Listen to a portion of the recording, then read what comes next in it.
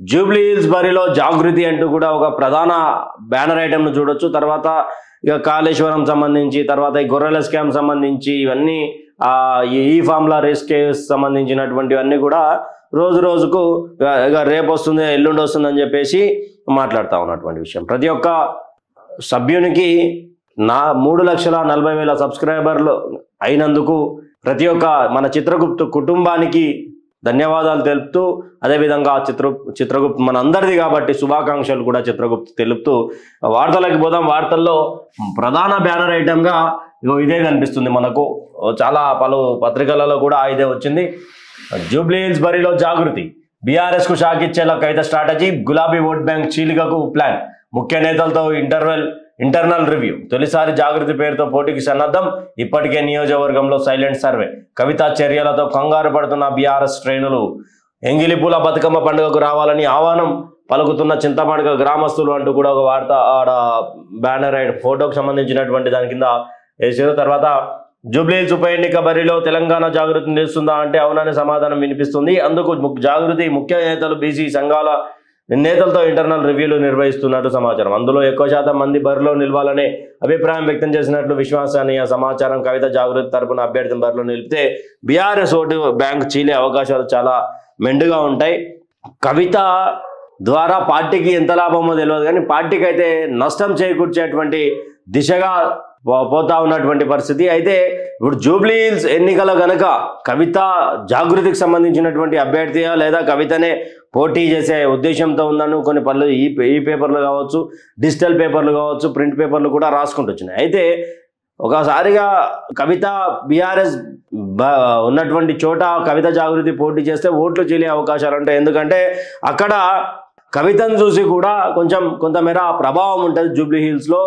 మళ్ళీ జాగృతికి సంబంధించినటువంటి కార్యకర్తలు కష్టపడటంతో ఇప్పుడు మొట్టమొదటిసారి ఒకవేళ కవితనే బరిలో దిగుతే ఇక్కడ బీజేపీ మహిళకి ఇచ్చే అవకాశం ఉన్నాయి, ఇక్కడ కాంగ్రెస్ బీసీకి ఇచ్చే అవకాశాలు ఉన్నాయి. ఒకవైపు ఇప్పుడు కవిత జాగృతి కూడా బీసీలకు ఇస్తుందా లేకపోతే ఆమెను నిలబడుతుందా అనేది ఒక పెద్ద ప్రశ్నగా మారింది. ఒకవేళ కవిత గనక పోటీ చేస్తే అక్కడ బీఆర్ఎస్ ఓటమి అనేది కొంచెం ఖాయంగానే కనిపిస్తుంది. ఎందుకంటే ఆవిడ దాదాపు 1000 ఓట్లలో ఆమె 300-400 ఓట్లను చీల్చగలుగుతుంది. 1000 ఓట్లలో 400 ఓట్లు చీల్చినా కానీ ఎంత డ్యామేజ్ అవుతుంది పార్టీకి? 1000 పడాల్సినటువంటి సమయంలో పార్టీ కొంచెం లాస్ట్లో కూరుకుపోయే అవకాశం ఉంటుంది, పార్టీ ఓటమి పాలయ్యే అవకాశం. కానీ కవిత గారు అక్కడ పోటీ చేయకపోవడమే ఉత్తమమేమో అనిపిస్తూ ఉంటుంది. ఎందుకంటే పార్టీల స్వలాభం కోసం కాదు, బీఆర్ఎస్ పార్టీ గెలవకపోవడం అని కాదు, అక్కడ ఒక వ్యక్తి మరణించారు కాబట్టి సానుభూతితో ఆయనకు ఇనామినేస్ ఇవ్వడం బెస్ట్. గతంలో బీజేపీ కార్పొరేటర్గా పోటీ చేసినటువంటి ఒక పెద్ద ఆయన కీర్తిశేషులు ఆయన మరణిస్తే ఇమీడియట్గా బీఆర్ఎస్ విత్డ్రా చేసుకున్నటువంటి పరిస్థితి. కానీ కాంగ్రెస్ ఎప్పుడో ప్రచారం చేసుకున్నది, ఎప్పుడో ఆ విధంగా కార్పొరేటర్గా గెలిచినటువంటి ఒక దాఖలాలు చూసాం. కానీ ఇక్కడ ఒక ఎమ్మెల్యే మాగంటి గోపీనాథ్ చనిపోయిన తర్వాత అదే పార్టీకి సంబంధించి ఎన్నోసార్లు కవితమ్మ అని పిలిచినటువంటి నోరే ఉంటుంది కదా నాకు తెలిసి. మీరు కూడా ఈరోజు పోటీ చేసి ఆ కుటుంబానికి ఏం చెప్పదలుచుకున్నారు? ఒకవేళ వాళ్ళు గెలిచే అవకాశాలున్నా మీ వల్ల ఓడిపోతే వాళ్ళు ఎంత బాధపడతారు? ఎందుకంటే ఇన్ని రోజులు కవితమ్మ అని పిలిచినటువంటి నోరు ఈరోజు కవితమ్మనే కుటుంబాన్ని కూడా కొట్టిందంటే ఎంత అధైర్యపడతారు వాళ్ళు రాజకీయాల మీద. అదేవిధంగా ఇక్కడ జూబ్లీ హిల్స్ సంబంధించినటువంటి బీఆర్ఎస్ కేటగిరీకి వస్తే, బీఆర్ఎస్ కేటగిరీకి రాగానే ఇక్కడ ఎవరికి ఇస్తారు అనేది ఒక దానికి తెర పడిపోయింది. ఎందుకంటే కేటీఆర్ మనకు క్లియర్గా చెప్పేసిండు, సునీతమ్మనే మాగంటి సునీత గారే మాగంటి సునీత గారిని అందరు ఆశీర్వదించాలని చెప్పేసి ఒక క్లియర్గా అయితే చెప్పిండు. అయితే జూబ్లీ హిల్స్లో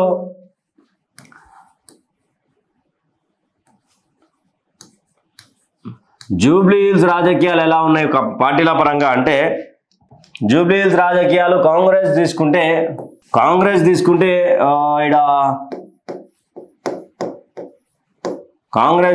ఇక్కడ నవీన్ యాదవ్ రావాలని అక్కడ చిన్న శ్రీశైలం యాదవ్ కుమారుడైన, తర్వాత అజారుద్దీన్,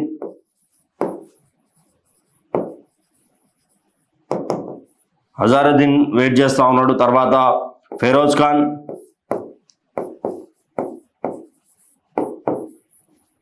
ఫెరోజ్ ఖాన్ దీని మీద ఆశ వాయిస్తా ఉన్నాడు. తర్వాత అంజన్ కుమార్ యాదవ్,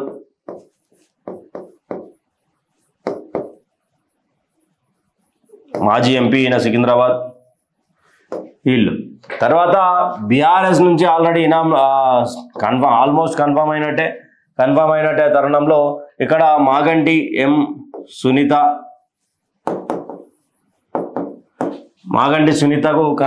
టికెట్ కన్ఫర్మ్ అయినట్టుగానే ఇక్కడ ఈమెకు ఫుల్ సపోర్ట్ చేస్తారంటూ కూడా పి విష్ణువర్ధన్ రెడ్డి, పిజిఆర్ కుమారుడు, మొన్న ఎన్నికల్లో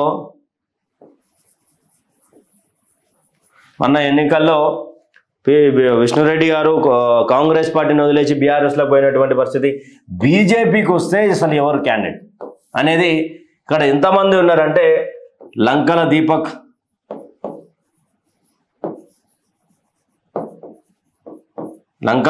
ఉన్నాడు. తర్వాత ఇక్కడ మాధవిలత, మన హైదరాబాద్ నుంచి పోటీ చేసినటువంటి మాధవిలత గారు ఎంపీగా పోటీ చేసినటువంటి ఆమె పేరు వినిపిస్తూ ఉన్నది. ఇంకా కొంతమంది మహిళల పేర్లు వినిపిస్తూ ఉన్నాయి. వాళ్ళందరూ కూడా ఎక్సెట్రా పెట్టుకుందాం ఇక్కడ. అంటే ఎవరి పేరు క్లారిటీ అనేది లేదు కానీ ఇక్కడ ఉన్నది. ఇక్కడైతే ఒక టికెట్ కన్ఫర్మ్ అయింది. మ్యాక్స్ టు మ్యాక్స్ ఇక్కడ నవీన్ యాదవ్ పేరు కన్ఫర్మ్ అయ్యేటట్టుగా కనిపిస్తూ ఉన్నది. ఒక బీసీకి అవకాశం ఇచ్చే విధంగా చూస్తూ ఉన్నారు కాంగ్రెస్ పార్టీ అనేది ఒకటి ఇక్కడ చూడొచ్చు. అయితే మరొకటి బీజేపీ విషయానికి వస్తే ఇక్కడ ఎవరు లేరు, కానీ అక్కడ కూడా కన్ఫర్మ్ అయినటువంటి జాగృతి నుండి క్యాండిడేట్ పెడితే అసలు ఎవరిని పెడతారు? పెట్టాల్సి వస్తే కవితనే బరిలో దిగుతుందా? కవిత బరిలో దిగితే అసలు దీని మీద ఎలాంటి రియాక్షన్ ఉండబోతాం? జూబ్లీహిల్స్ సంబంధించినటువంటి నియోజకవర్గానికి సంబంధించినటువంటి పబ్లిక్ నాడి ఎలా ఉండబోతా ఉన్నది? ఒకవైపు బీఆర్ఎస్ సంబంధించినటువంటి max to max vote bank ఇక్కడ జాగృతులు ఉన్నటువంటి కార్యకర్తలు బీఆర్ఎస్లో ఉండి ఉంటారు, బీఆర్ఎస్లో ఉన్నటువంటి కార్యకర్తలే జాగృతులు ఉండి ఉంటారు. అయితే ఇక్కడ ఒకసారి మీరు గమనించాల్సింది ఏంటి అంటే ఇక్కడ బీఆర్ఎస్కు పెద్ద గండిపోటు పడనున్నది. ఒకవేళ కవిత పోటీ చేస్తే ఇబ్బందికరంగా మారుతుంది. ఎందుకు అంటే ఇక్కడ 1000 ఓట్లలో బహుశా -400 ఓట్లు అయితే జాగృతి చీల్చగలుగుతుంది. పార్టీలో ఉన్నటువంటి పెద్ద మనిషి బిడ్డ, కేసీఆర్ గారి వారసత్వం, కవిత దాన మాట్లాడే అదున్నది, పైసలు పెట్టడానికి పైసలు ఉన్నాయి, అన్నిటికన్నీ ఉన్నాయి. ఇక ఇప్పుడు బీఆర్ఎస్ ఎజెండాగా ఆమె రాజకీయాలు చేయాలనుకుంటే బీఆర్ఎస్ని దెబ్బకొట్టే అవకాశాలు ఉంటాయి. రాబోయే 10 ఉప ఎన్నికలలో కూడా జాగృతి పోటీ చేయొచ్చు అనే ఒక ఆలోచనలు ఉన్నది. కార్యకర్తలను కూర్చోబెట్టి పోటీ చేద్దాం అవుతా అంటే ఏ కార్యకర్త అయినా వద్దక్క అని ఎవరు అన్నారు. పోదామక్క అయితే అవుతుంది, ఏమవుతుంది అనే ఒక ధోరణిలో ఉంటారు. ఇక్కడ జరగబోయే 10 ఉప ఎన్నికలకు కూడా ఏమైనా జాగృతి పోటీ చేయొచ్చు. ఎందుకంటే అక్కడ బీఆర్ఎస్ని గండి కొట్టాలి అంటే క్లియర్గా కవితని అణ్వాయుధంలాగా వాడుకోవాలి. అణ్వాయుధంలాగా వాడితేనే భోమ్ అని వెళ్ళిపోతుంది. ఇక్కడ జూబ్లీహిల్స్ బరిలో మరి కాంగ్రెస్ పార్టీ బీసీలకు ఇస్తుందని చెప్పేసి ఒక మాట మాట్లాడుతూ ఉన్నారు. ఎందుకంటే నిన్న 42% దానికి క్లియరెన్స్ వచ్చేసింది. గవర్నర్ గారు ఆమోదం తెలిపారు. ఇప్పుడు మరి బీసీ జూబ్లీహిల్స్ ఎన్నికల నుండే మొదలు పెడతారా, లేకపోతే సర్పంచ్ ఎన్నికలు ఈ సెప్టెంబర్ 30లోపు జరగాలని చెప్పారు. ఇన్ని రోజులు కాంగ్రెస్ పార్టీకి సంబంధించినటువంటి వాళ్ళు ఇప్పుడు గవర్నర్ దగ్గర పెండింగ్ బిల్లులు ఆగిపోయినాయి, ఆ బిల్లులు అయిపోయినాయి, ఈ బిల్లులు అయిపోయినాయి, మాకు గడువు కావాలని చెప్పి కోర్టుకు పోవడం చూసాం. అయితే ఇప్పుడు గవర్నర్ గారు 50% స్లాబ్ ఎత్తేసి క్లియర్గా ఛాన్స్ ఇచ్చేసారు, రూట్ వేసేసారు. మరి ఇప్పుడు ఎలక్షన్లు ఎప్పుడు పెడతారు? రాబోయే స్థానిక సంస్థల ఎన్నికలలో కూడా జాగృతి ఏమన్నా పోటీ చేసే అవకాశం ఉందా? పోటీ చేస్తే ఏ ఎజెండాతో ముందరికి పోతారు? వాళ్ళ ఎజెండా ఏమున్నది? ఇప్పుడు జూబ్లీహిల్స్లో పోటీ చేస్తూ ఉన్నది అనుకుందాం. పోటీ చేస్తే ఏ హామీలు ఇవ్వగలుగుతుంది?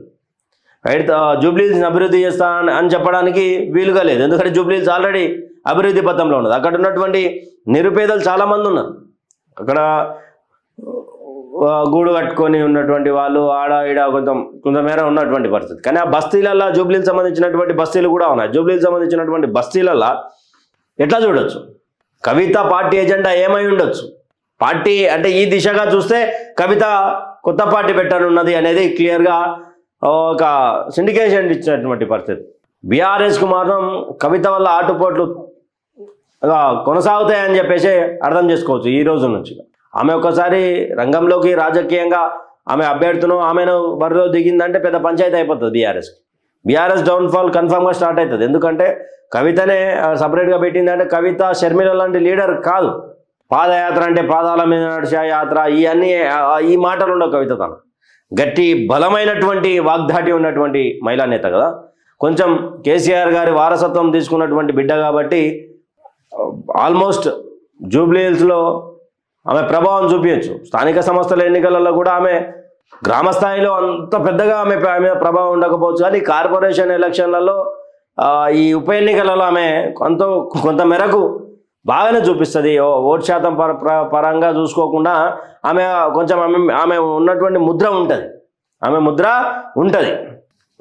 చూడాలా మరి ఏం జరుగుతుంది, ఏం సంగతి. అసలు కేసీఆర్ దీని మీద ఏం మాట్లాడతాడు, అసలు నిజంగానే ఆమె బరిలో దిగితే కేసీఆర్ యాక్సెప్టేజ్ చేస్తాడా, కవితను బర్తరఫ్ చేస్తాడా, లేకపోతే ఒకవేళ పార్టీ నుంచి సస్పెండ్ అయ్యాక సపరేట్గా మళ్ళీ అభ్యర్థిని నిలబెడితే ఇప్పుడు బర్తరఫ్ చేయాల్సినటువంటి అవసరం ఉంటుంది. పార్టీ కోసం బిడ్డను ఏమైనా దూరం చేసుకుంటాడా అంటే చెప్పలేం.